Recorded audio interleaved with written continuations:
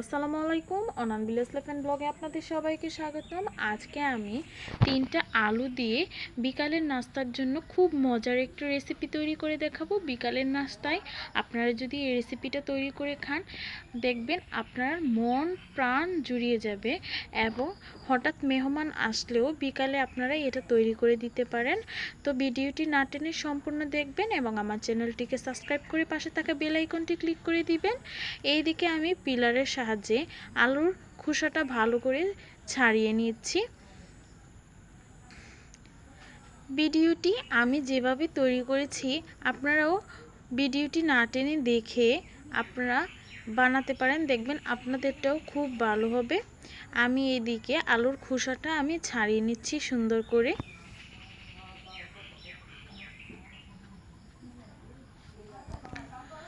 ঝটপট এভাবে নাস্তা বানানোর জন্য এই রেসিপিটা কিন্তু খুব উপকারে আসবে আপনাদের।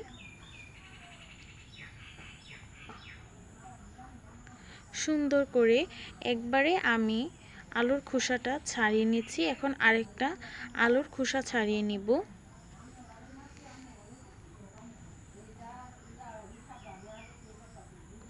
আলুগুলা আমি ভালো করে ছিলিয়ে নিয়েছি। এখন একটা গ্রেটারের সাহায্যে আমি ভালো করে গ্রেট করে নিব। এখানে যে ছোট নজলটা আছে এই দিক দিয়ে আমি ভালো করে গ্রেট করে নিব।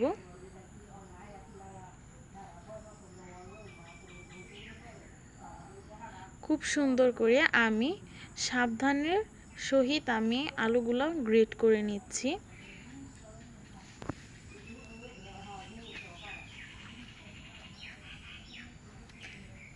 ভালো করে আমি আলুটা গ্রেট করে নিচ্ছি। দেখুন এরকম চিকন চিকন হবে। ভালো করে আমি দেখুন গ্রেট করে নিয়েছি। এখন পানি দিয়ে ভালো করে আমি ধুয়ে নিব। এখন পানি দিয়ে আমি আলুগুলা ভালো করে ধুয়ে নিচ্ছি। পানি থেকে অনেক ময়লা বের হবে, কিন্তু আলুটা 2-3 বার ধোয়া লাগবে না, একটা ধোয়া দিলেই চলবে।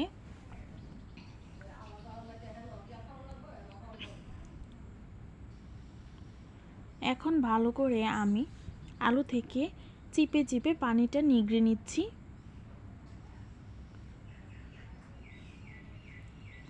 গ্রামের মানুষ বিকালের বেলায় এই নাস্তাটা খেতে খুব পছন্দ করে।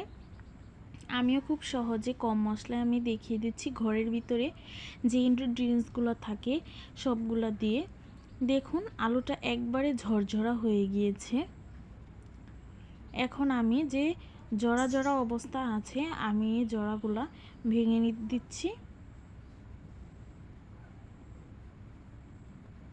চিকন চিকন করে গ্রেট করলে কি হয়, আলুটা ভালো সিদ্ধ হয়ে যায় তাড়াতাড়ি। এখানে আমি পেঁয়াজ, কাঁচামরিচ আর ধনেপাতা নিয়ে নিয়েছি।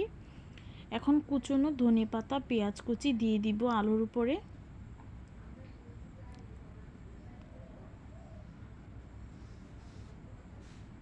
তারপর এতে দিয়ে দিব আমি পরিমাণ মতো লবণ।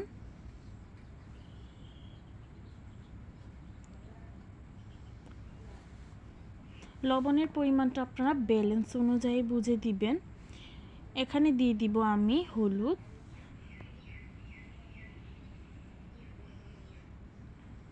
তারপর এতে দিয়ে দিব মরিচের গুঁড়া। অল্প একটু মরিচের গুঁড়া দিয়ে দিয়েছি, এখানে কাঁচা মরিচ দেওয়ার কারণে মরিচের পরিমাণটাও আমি কম দিয়ে দিয়েছি। এখন এতে দিয়ে দিব ধনের গুঁড়া, তারপর দিয়ে দিব জিরার গুঁড়া। এখন এতে দিয়ে দিব 1 চা চামচ কর্নফ্লাওয়ার, তারপর এতে দিয়ে দিব হাফ কাপ পরিমাণ চালের গুঁড়া, তারপর এতে দিয়ে দিব হাফ কাপ পরিমাণ আটা। আটা দেওয়ার কারণে ভিতরটা জুসি জুসি থাকে, উপরটা ক্রিস্পি থাকে এবং ভিতরটা জুসি জুসি থাকে। এখন আমি সব মশলাগুলো একসাথে আলুর সাথে মিশিয়ে নিব। ভালো করে কষলিয়ে ভালো করে মেখে নিতে হবে, যাতে আলুর সাথে সব মশলাগুলা মিশে যায়। ভালো করে এখন দেখুন আমি মিশিয়ে নিচ্ছি। প্রায় আমার মেশানো শেষ পথে। এখন আমি অল্প অল্প করে শেপ দিয়ে নিব সবগুলা।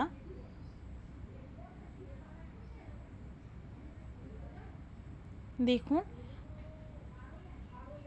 আমি এক আঙুল দিয়ে প্রেস করে ভালো করে শেপ দিয়ে নিচ্ছি। আবার আপনারা গোল গোল করেও শেপ দিতে পারেন, লম্বাটে শেপ দিতে পারেন, যার যেরকমটা পছন্দ ওই রকম করে দিতে পারেন। হঠাৎ করে কারেন্ট চলে গিয়েছিল, এ কারণে একটা হ্যান্ড লাইটার দিয়ে কাজ করতে হচ্ছে, আপনারা প্লিজ কিছু মনে করবেন না। এখন আমি ভালো করে সবগুলো বানিয়ে নিব। এইদিকে আমার সবগুলো বানানো হয়ে গিয়েছে। দেখুন সুন্দর করে আমি বানিয়ে নিয়েছি। আগে থেকে একটা কড়ার মধ্যে দিয়ে দিয়েছিলাম পরিমাণ মতো তেল। এখন আমি সবগুলা বল আমি গরম তেলের মধ্যে দিয়ে দিচ্ছি। আস্তে আস্তে আমি ভালো করে ভেজে নিচ্ছি। কম আঁচে কিন্তু বলগুলো ভাজতে হবে, না হয় উপরটা ক্রিস্পি হয়ে যাবে, ভিতর দিয়ে কাঁচা রয়ে যাবে। যেহেতু আলুটা কাঁচা ছিল, আস্তে আস্তে করে ভাজতে হবে। এদিকে আমি উল্টিয়ে পাল্টিয়ে দিচ্ছি।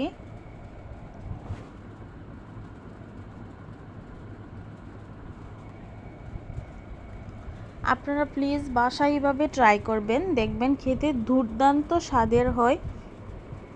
আপনারা তো আলু দিয়ে অনেক জিনিস হয়তো বানিয়ে খেয়েছেন, এভাবে এই রেসিপিটা ট্রাই করে দেখবেন খেতে কতটা ভালো লাগে।